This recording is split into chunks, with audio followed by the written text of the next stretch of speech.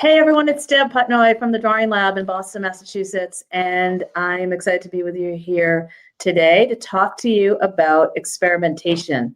So in your drawing process. So we're down to the bottom one, so we're down here to experiment. And yes, I couldn't think, everything's backwards in this thing. I couldn't think of an X word for drawing, and I just kind of went with EX, so bear with me on that. But experimentation is kind of key and central to the Drawing Lab approach. Everything in the Drawing Lab is about experimentation, and I am always trying to think of ways to push my students and anyone that works with me in their experimentation. Now, it can mean different things for different people. Some people might be very timid in certain ways, so experimentation for them might look very different from someone that's been drawing for a long time. And it's also just experimentation to build your creativity. So I just want to talk to you about some ways that I help my students push experimentation, and I'm going to talk about these things today. The first one being materials, how to change up and use different materials. I'm going to talk to you about that. I'm going to talk to you about thinking about size as a way to push yourself out of your comfort zone and to experiment, the reasons why you draw and kind of to push you out of maybe the normal ways that you draw, and then just the process that you draw. So the first one is materials. I was going to talk to you about experimentation. So with drawing, you can use so many different materials. I just grabbed an array here, the kids marker, charcoal pencil, white charcoal pencil, big fat regular pencil, graphite pencil, regular ballpoint pen, Sharpie marker. This is a litho crayon, which is it's like really fun to use, and it also you can pull it down and like it unwraps, so it's kind of fun. I remember as a kid using these.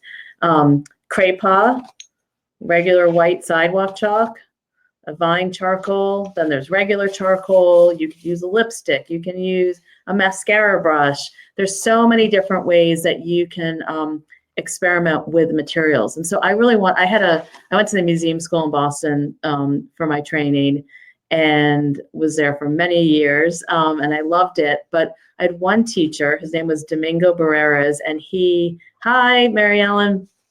And I took some great painting classes with him.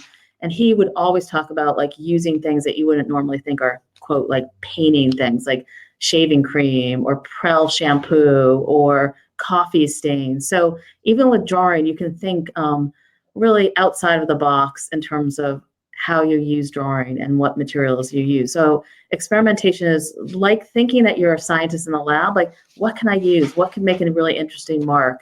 And so I want to encourage you to do that in terms of materials, is to use a range of materials and just see what happens. Like there's no mistakes in a lab when you're experimenting. So, and then the other thing I wanted to talk to you is about different paper. I mean, people think like, oh, you have to use drawing paper. People get very hung up about kind of the materials they're using, and you could grab some recycled paper out of your recycle bin, which I like to use, or like rip up craft bags and work on that. This isn't a ripped up craft bag, but it's wonderful to work on this kind of paper. You can use white charcoal, even black looks great on here. Like, to really think about the materials that you're using. If you have kids at home and they're using, handwriting paper, black construction paper, line paper, newsprint.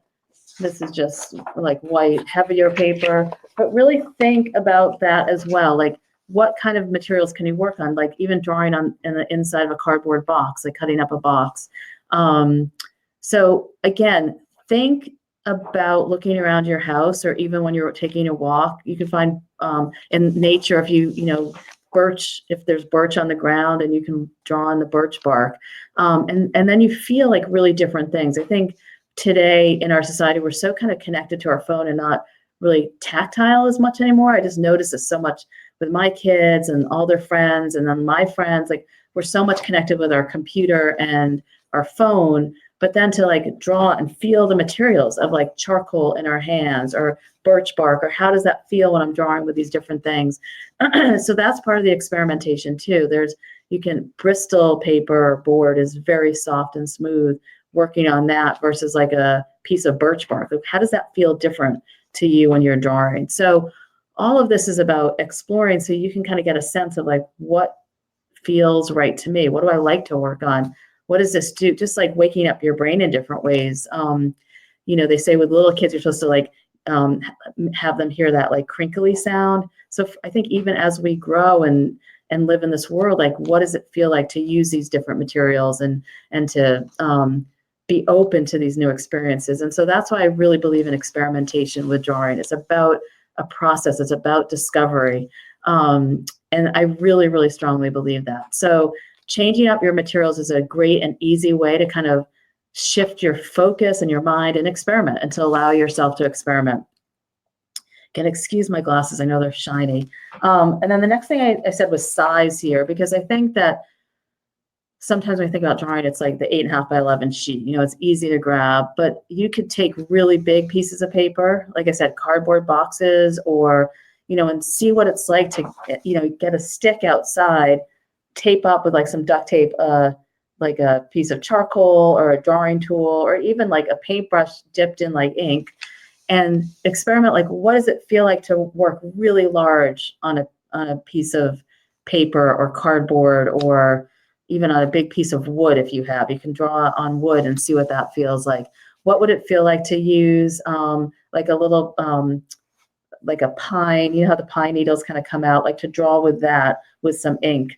What would it feel like to draw really tiny and really small, like I'm using a microscope or something, and to draw something really detailed and close up? So think about like from drawing very small to very large, and not keep yourself kind of in that same, like, I have to be in an 8.5 by 11, but how can I really push size as well? That's an easy way to kind of push you. You can put up a big piece of butcher block. I do this a lot with my students, and just have them fill it with all different kinds of marks. And so what does it feel like to use your whole body to draw, and to draw really large? It's a really different feeling when you're standing and drawing than when you're sitting at a table and drawing something.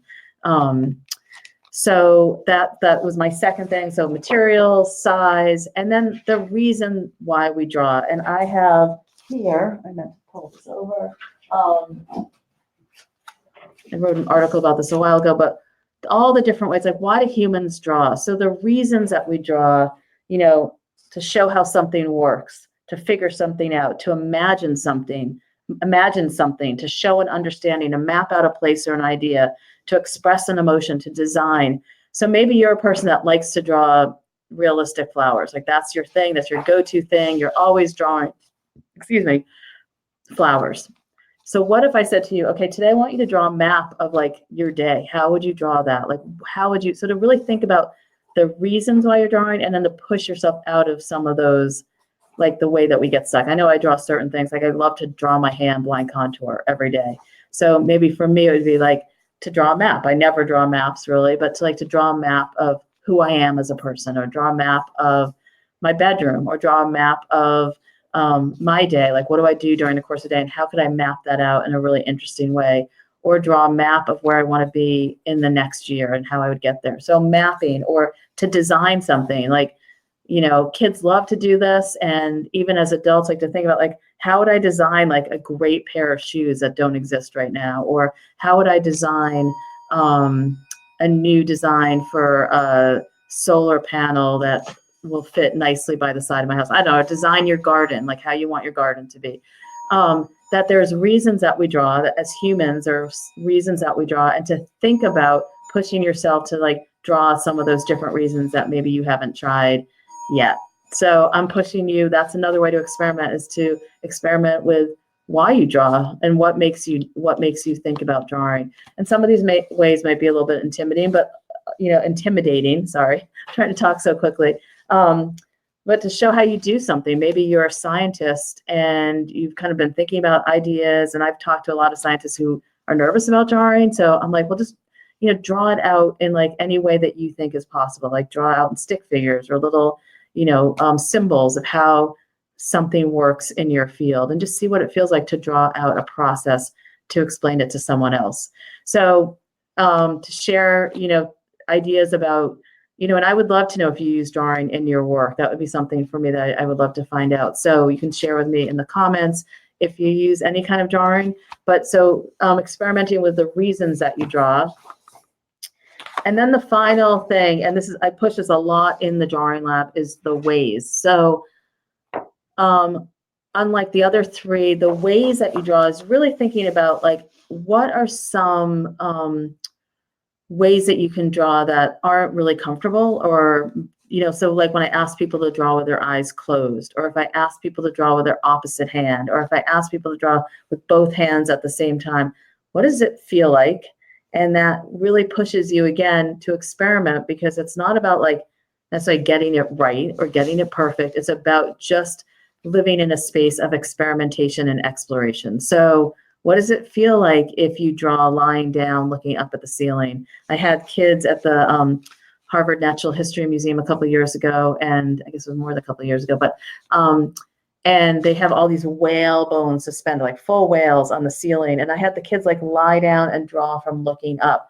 And it was really interesting. I had them do blind contour. So they're lying down, had their big paper out. And I said, I just want you to look at the bones but not look at your paper. And so lying down and drawing, the Michelangelo kind of approach, like, what does that feel like? So really to push experimentation in terms of the way that you try drawing. And I would love to know if you try any of these ways in the next couple weeks. So again, experiment with materials, experiment with size, experiment with the reason that you draw, and experiment with the ways that you draw, like the ways that you set up yourself to draw. Again, it's Deb Putnoy in the Drawing Lab. Would love to connect with you more. If you're interested in like my approach and want to learn more, you can sign up. There's a link here. I give you a free drawing exercise that kind of gets you exploring with your own ways to make marks. And I would love to share more ideas with you. So join me in the Drawing Lab. I will be back to finish off the last two. We're getting down there.